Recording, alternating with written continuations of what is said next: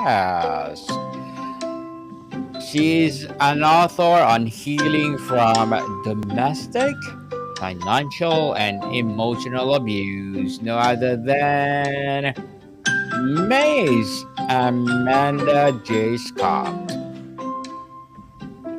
Hello, everyone. Hello. Thank you, Daniel, for having me on your show, and all the listeners out there. A big hello, a big hello. Yes, welcome, Miss Amanda on Book 101 Review. And can you please introduce more about yourself that I miss? Well, I'm an author who works with people who have experienced or are experiencing abuse, supporting them to gently heal what's been broken and make positive choices in their lives and rebuild that self belief. I know about this through my own experience. Through 17 years in an abusive relationship, I found my journey to freedom started when I realized that I couldn't do it anymore, that I wanted a better life for myself. I was worthy of respect, and I wanted that better life for myself and my children.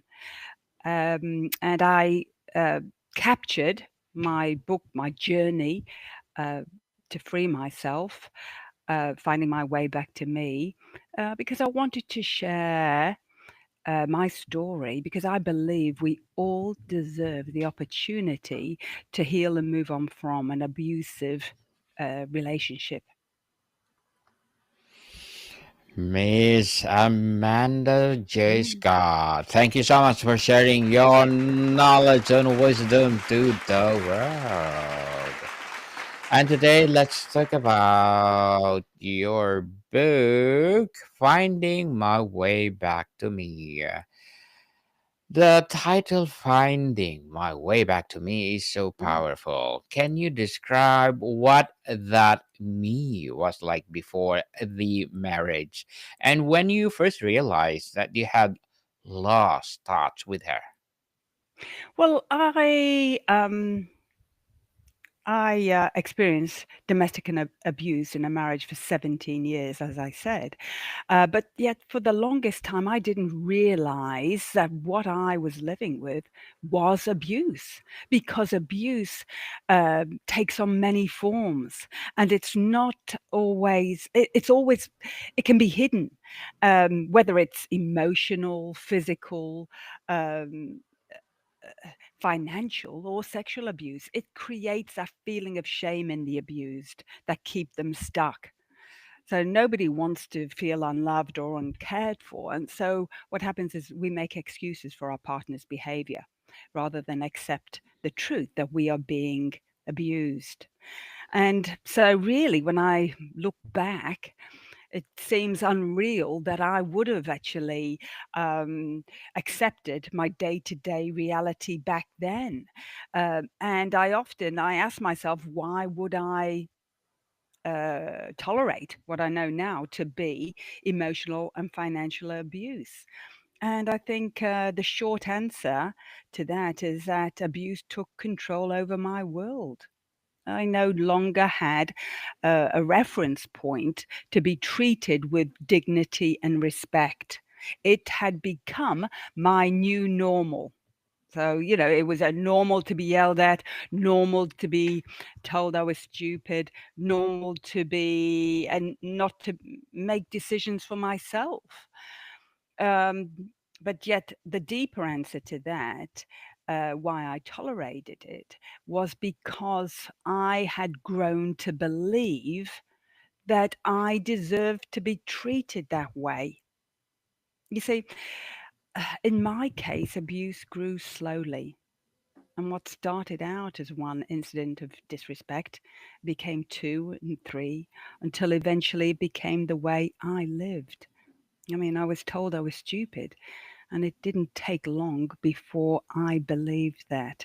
And that meant that each time I was treated badly, it became my fault because I thought if I was better, things would be better. So, what happened is the emotional abuse enabled the financial abuse. because I was too scared to question my husband's decision. Why? Because really, all I wanted was peace and the constant tension in the house to be relieved. So I did what I was told. And this is what happens when you keep on accepting it, it becomes the normal. Yeah. Because you keep on accepting it, even though you know you shouldn't. So finding my way back to me was all about coming back into myself, making my own decisions, um, being treated with dignity and respect. Yeah. But it took me 2 years to extract myself from that marriage. And those, the finding my way back to me of 43 pivotal days it took me. Um, and I was forced, so I was, you know, put in a position where I was uncomfortable and forced to make decisions, but it was worth it because I found myself. Miss Amanda, 17 years is a long time. Where was there a specific defining moment that became a catalyst for your decision to live? Or was it a slow dawning of clarity built up over many smaller moments? Yeah, I think it was a slow realization. My journey to freedom from that abusive relationship started after a walk in the park. Returning to the car, I found 12 missed calls from my husband. Um, I called I called him because I was terrified. I thought something had happened. "Where have you been? Why haven't you been answering your phone? You've got a phone, pick it up. I've been waiting here for my lunch." So this conversation was one of the beginning of the end. I'd been lied to, financially abused, and told that I was stupid. Um, and I think that this is what happens. I mean, for some women, um, the turning point comes when the physical violence suddenly happens. For women, it's when a glance in the mirror, or a child's question, or um, a walk in the park returning, like I did. You know, Something like that can happen, that sparks that this is not love, this is not life. And I think a few occasions like that brought me to realize that it wasn't. This is not love. This is not life. Yeah. But it took that long. It took 17 years to realize that. But as I said before, it was a slow build up.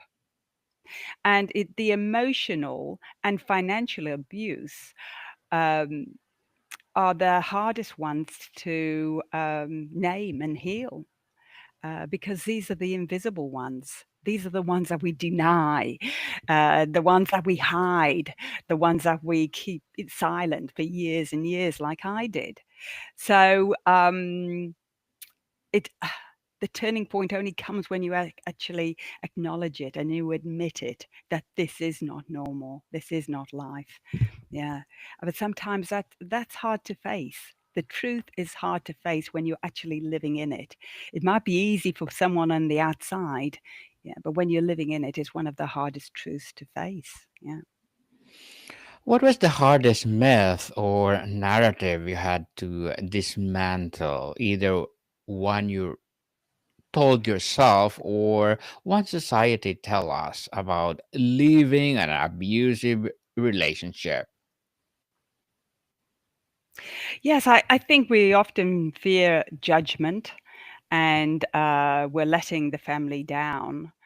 But I think one of the things that I do say is, don't tell yourself that you'll stay for the children, because what we teach our children in that situation is that love equals abuse.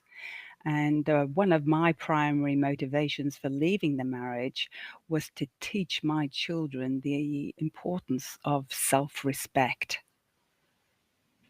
Self So, respect. Yeah, self-respect. Yeah, yeah. So So, I mean, writing this book. Oh, sorry. Excuse me. go ahead, go ahead, Then go I ahead, think Miss. write. I think I didn't. Well, to be honest, I never set out to become a writer. It wasn't a dream that I had carried in my pocket as a young child. It was something that my lived experience urged of me.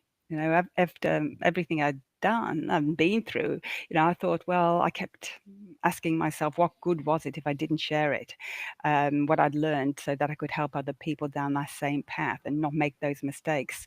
So writing was not an easy thing because it forced me to sit in those moments that I had buried deep within. And at times, I wanted to stop because reliving that past was felt too raw and too heavy. But at the same time, every page was a step for healing for me. It was a step for healing. I was finding my way back to life. So I truly believe that when we break this silence and we share, um, it helps. It helps others. And yes, it was painful to talk about abuse and betrayal and self-abandonment, but it's also liberating to write about rising and forgiving and loving yourself back to wholeness. And that is what writing was about for me.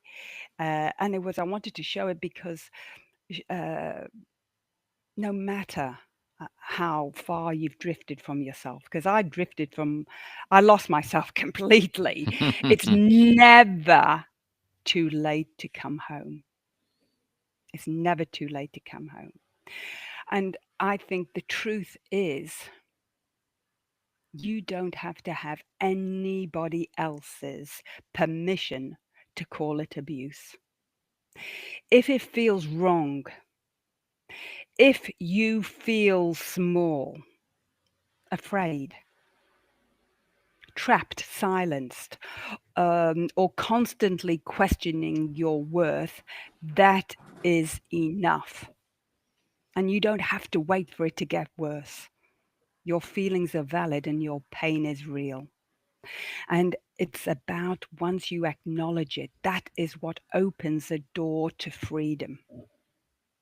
And you might not have all the answers, and you might not be ready to take the next step.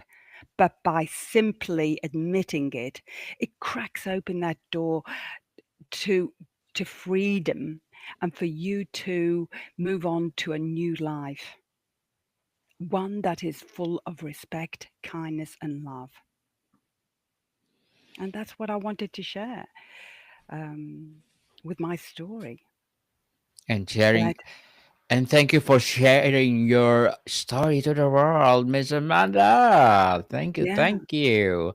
So the process of finding your way back involves rediscovering your own voice after it's been silenced for so long. What was the first small decision you made purely for yourself that felt like revolutionary act? I think once I said enough, that's enough. The moment I said enough, that was the beginning to my healing. And the first sort of step was to make my needs a priority. And I think that's it's about having space to breathe.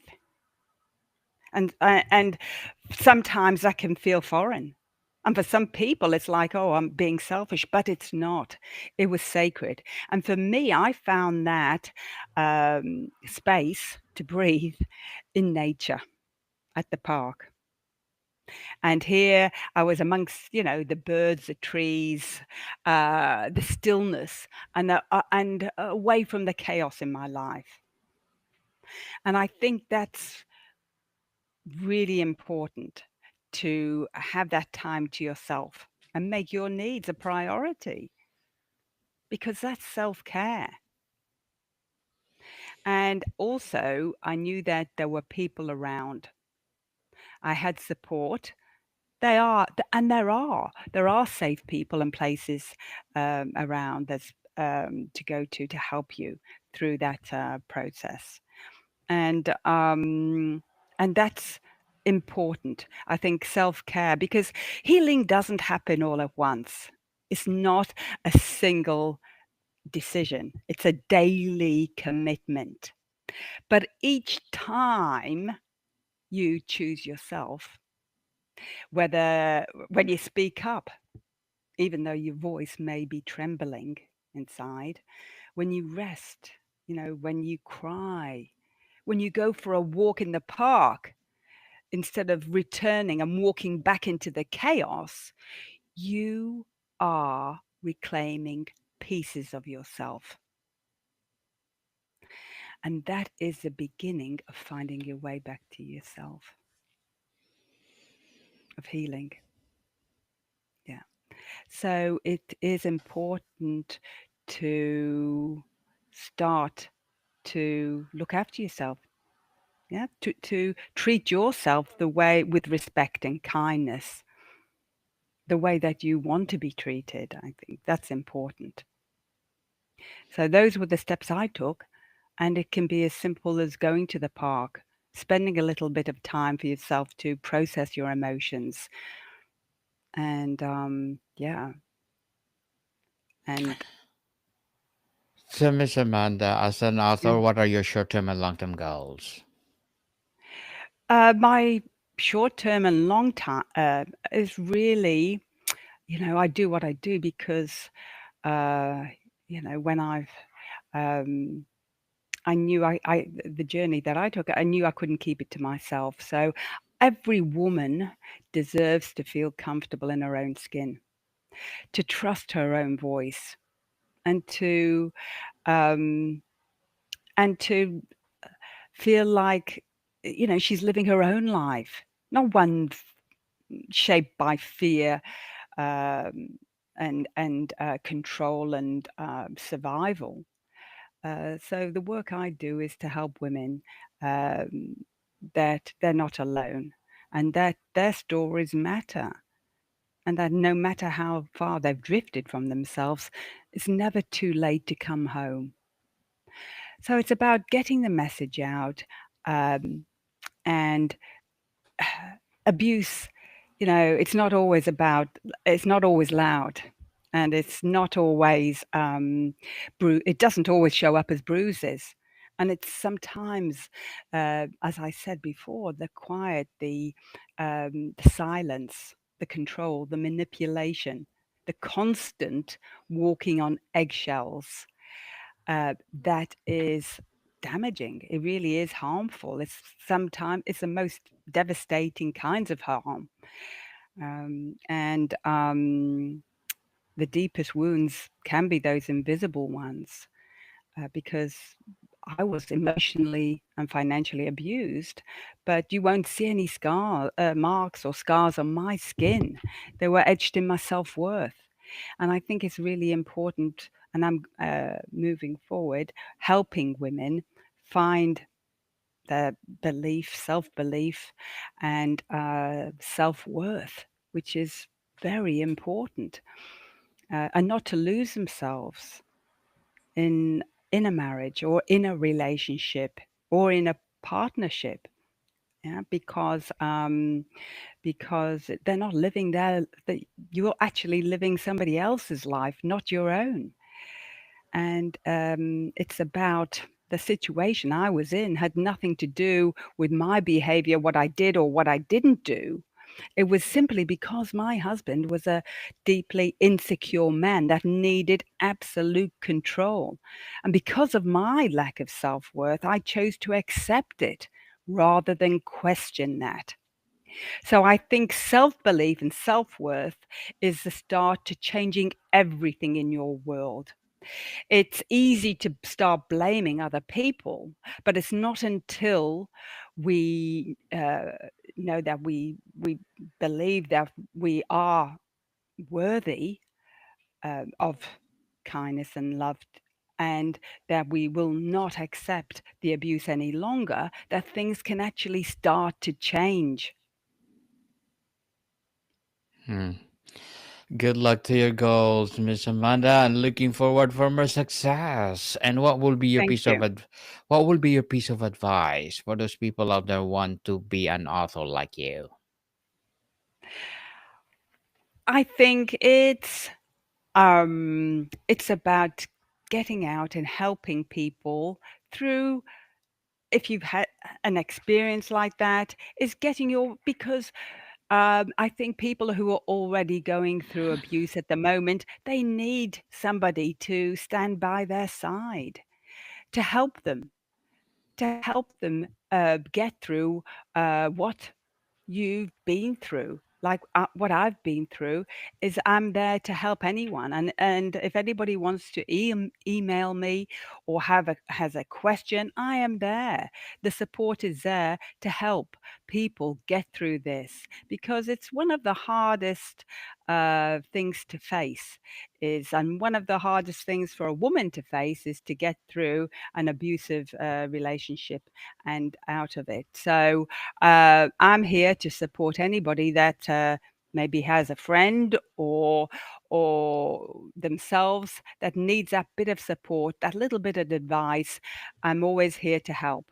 And I think that anybody else that has been through that, it's important to help others um, through your own experience to find their way back to themselves. Yeah.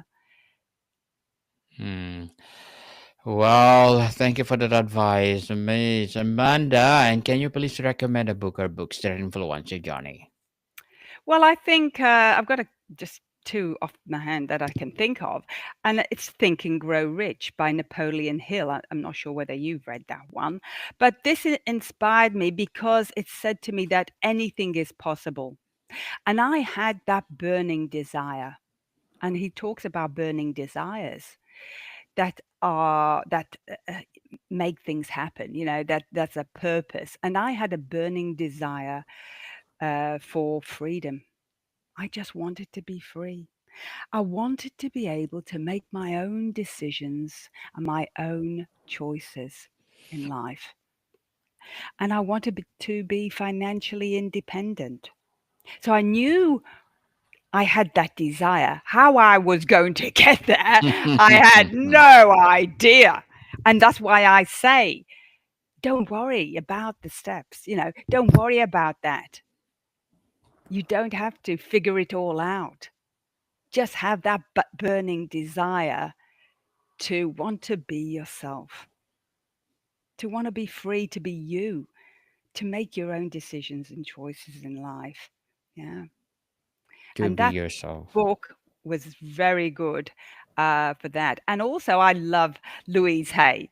I mean, that's Heal Your Life. And that's all about really loving yourself.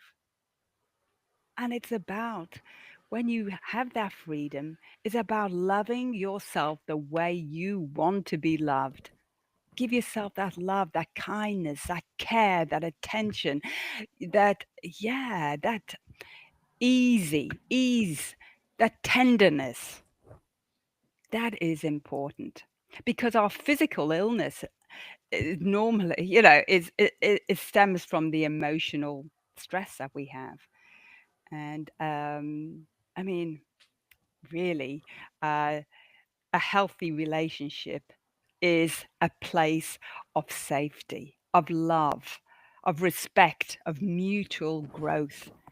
But when you have abuse present, whether it's emotional, financial, or physical, it strips away at those foundations and leaves you living in survival, not in love. So without healthy love, our health suffers. And Louise Hay was all about that, getting back to yourself, loving yourself. Because in a healthy relationship, there is freedom. You can speak your truth. You can make mistakes. You can set boundaries and still be loved. And respect is not negotiable. It is the baseline. And in abuse relationships, control replaces respect. Instead of safety, you feel fear. Instead of growing, you shrink and you second guess yourself. And you walk on eggshells and abandon your own needs. So the turning point came by admitting it was not love. And the big thing is until you name it, you can't change it. So recognizing and acknowledging the signs of abuse is the first step to breaking the cycle. Breaking the cycle indeed, and give grace to yourself, people. And thank you Yeah, for that recommended books, Miss Amanda. And well, hoping for more and more empowering books you will create to empower us. What, lovely. yes, and what does healing look like for you now? Is it a linear path, or are there still moments where you have to consciously choose yourself or old patterns? I think, as I said, healing doesn't happen all at once. It's a daily commitment. And it is a daily commitment of choosing, yourself. Taking that self-care is important. So yes, I'm often back in the park and I still go back to the park. And that's a very important place for me. Just spending time to myself and it's beautiful. Nature is a beautiful healing space. It really is. Indeed. It really is. So yes, of course, it's all about maintaining that, looking after yourself emotionally, physically, spiritually. Yeah. And always looking after yourself and other people. But it's about t- putting yourself first so that you can Yes. be the best version for others. Definitely. So, Miss Amanda, before we wrap up our discussion for today, I'm inviting you to please do listen to my other podcast, people. My other podcast, because my abstract essay is already in fifth season, abstract poetry in second season, my book 101 review in fifth season too, comedy 101 in second season, and my food 101 in fifth season as well, geography 101 in fourth season, and my baby podcast, Law 101 and Mental Health 101, Love Letters in third season, and Movie 101 Review and Music 101 in the first or fourth season, and Science 101 and Sex 101 in its first season. Please listen to them wherever you listen your podcast. So, Miss Amanda, having walked these paths, what is your definition of freedom today? Freedom is the choice to be you, to be happy, to be joyful, to be at peace, to live life and to have fun on your journey. I think the most important thing is to enjoy and have fun on your journey and not to take it too seriously. Things aren't hard, things are easy in life. So it's looking at your beliefs and it's really uh enjoying life. Not all the time work. You've got to balance life out. Yeah. But Yes. it's always positive and yeah, that's what I love about life. Being free to make decisions, which is a wonderful thing to do. So it's taking responsibility of your own life, of your own happiness, and not thinking that other people are responsible for my happiness. That's what it's about. Yes, Miss Amanda J. Scott. Thank you so much for sharing your knowledge and wisdom to the world. So, can you please invite our listeners to support your books, your advocacy, or whatever projects that you're doing right now? Yes, I'd love them. If they could connect, they can connect with me through my website, amandajscott.com. And there you can find blogs that my recent received blogs, and there's a link for my book, which is sold on all platforms there. So, and as I said before, I am happy for anyone to email me, and I'll personally get back to them with any help and support they need. Yes, people, let's support Miss Amanda J. Scott, because if you support Lovely. her, for sure, more and more empowering books like this to come. So, Miss Amanda, thank you so much for your time.